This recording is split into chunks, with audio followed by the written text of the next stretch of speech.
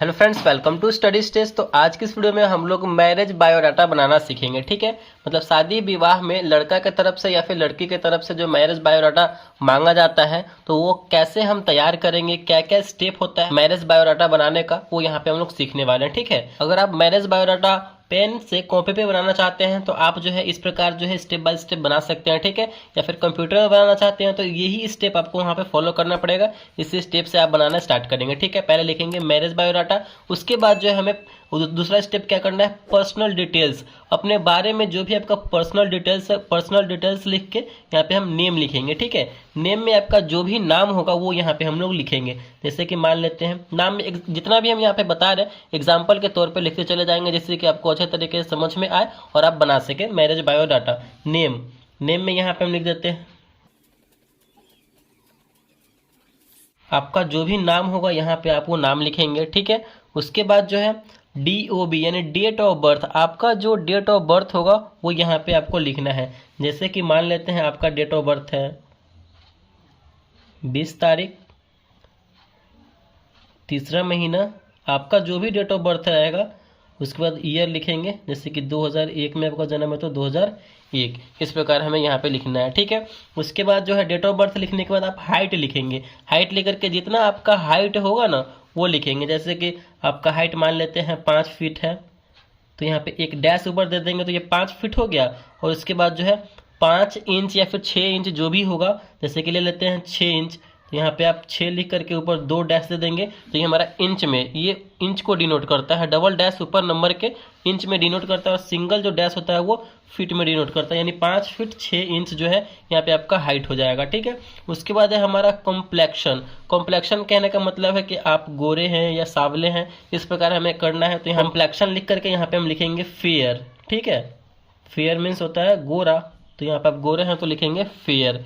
उसके बाद जो है यहाँ पे हमें कास्ट लिखना है, आप किस जाति से हैं, जिस जाति से हैं वो यहाँ पे जाति लिखेंगे। जैसे कि यहाँ पे बहुत सारे जाति हैं, जैसे कि राजपूत हो गया, यादव हो गया, कुम्हार हो गया, बहुत सारी जाति है। तो एग्जाम्पल के तौर पे यहाँ पे हम लिखते हैं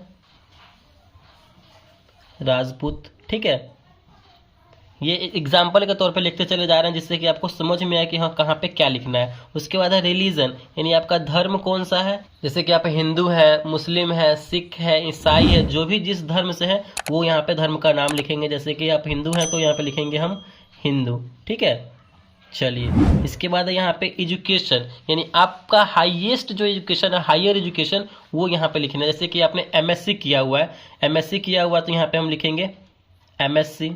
जो सब्जेक्ट में किया है वो यहाँ पे सब्जेक्ट लिख देंगे। मैथ में किया है तो मैथ में, फिजिक्स में किया है तो फिजिक्स में, या फिर आप इंजीनियर है तो लिख सकते हैं यहाँ पे इंजीनियर। उसके बाद अगर आप यहाँ पे बीटेक किए हुए हैं तो बीटेक लिख सकते हैं, या फिर सॉफ्टवेयर इंजीनियर, जो भी आपका हाईएस्ट हायर एजुकेशन होगा ना वो यहाँ पे आपको शो करना है, लिखना है। ठीक है, आगे देखते हैं। अगला हमारा नेशनैलिटी, यानी आपका जो है राष्ट्रीयता क्या है। हम लोग इंडियन है तो यहाँ पे लिखेंगे हम इंडियन। ठीक है, इंडियन। ये सब स्टेप है, आपको मैरिज बायोडाटा तैयार करने के लिए ये स्टेप अपनाया जाता है। उसके बाद यहाँ पे हमारा आता है हॉबीज, यानी आपकी जो है आदतें कौन सी है, आपकी कौन सी आदतें हैं जो आपको सबसे ज़्यादा आपको पसंद है। जैसे कि आपको खेलना पसंद है, गाने सुनना पसंद है, या किताबें पढ़ना पसंद है, आपका जो भी आदत होगा यहाँ पे हॉबीज आप लिख सकते हैं। ठीक है, तो यहाँ पे जैसे कि आप बुक रीडिंग, तो आप लिख सकते हैं यहाँ पे बुक रीडिंग। ठीक है, अगर यहाँ पे आपको खेलना पसंद है, अगर आपको यहाँ पे लड़के वाले की तरफ से क्रिकेट खेलना पसंद है तो यहाँ पे लिख सकते हैं प्लेइंग क्रिकेट। यहाँ पे अगर आपको खाना बनाना पसंद है तो लिख सकते हैं कुकिंग। मतलब जो भी आपका हॉबीज होगा, जो आपकी मेन आदतें होंगी वो यहाँ पे आपको लिखना है। ठीक है, चलिए आगे देखते हैं। तो यहाँ पे पर्सनल डिटेल हमारा कंप्लीट हो चुका है। अब आता है फैमिली डिटेल्स। फैमिली डिटेल्स में यानी हमें अपने माता पिता का नाम लिखना है, माता पिता क्या करते हैं वो लिखना है, आपके फैमिली में कितने ब्रदर हैं सिस्टर वो लिखना है। तो फैमिली डिटेल्स लिख करके हमें लिखना है फादर नेम, आपके जो पिताजी का नाम होगा वो यहाँ पे लिखना है। इस एग्जाम्पल के तौर पे यहाँ पे हम बता रहे हैं, आपके जो भी पिताजी का नाम होगा वो यहाँ पे लिख देना। जैसे कि सोहन लिख दिए यहाँ पे हम लोग, सोहन